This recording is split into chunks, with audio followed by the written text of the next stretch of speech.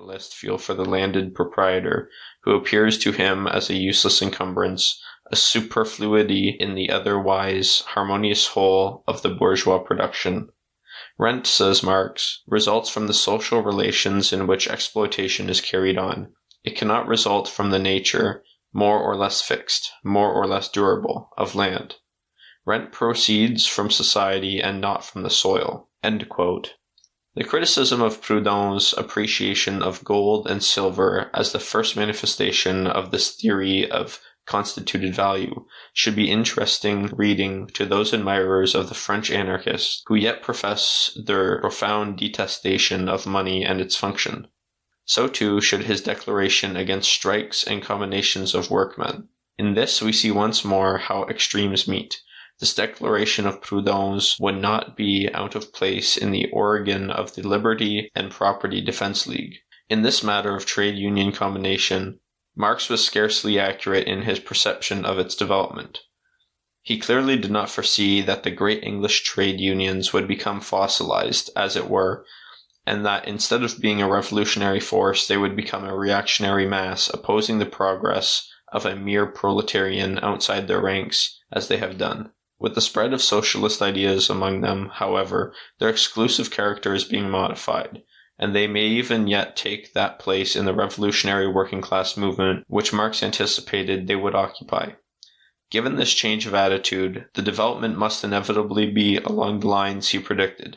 We are seeing, quote, "in face of constantly united capital, the maintenance of the association becoming more important and necessary for them than the maintenance of wages," end quote, and further, that the combinations of capital are forcing the trade unions to that point where association takes a political character.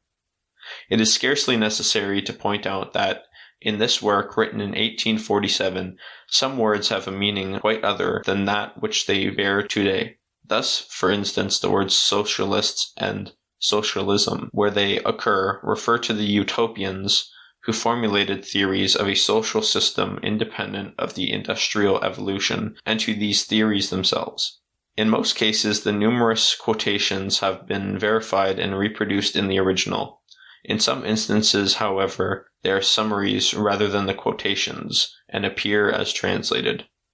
A translation is necessarily an imperfect presentation of the thoughts, ideas, and conclusions of the author.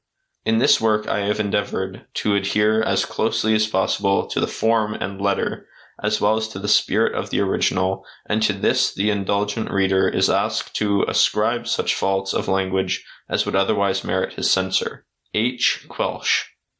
Preface. The present work was written in the winter of 1846 to 1847, at a time when Marx had just elucidated the principles of his new historical and economic theory. Footnote. La Misère de la Philosophie, written in French, was published in 1847 in Paris by A. Frank, 69, Rue Richelieu, and in Brussels by C. G. Vogler, 2 Petit Rue de la Madeleine.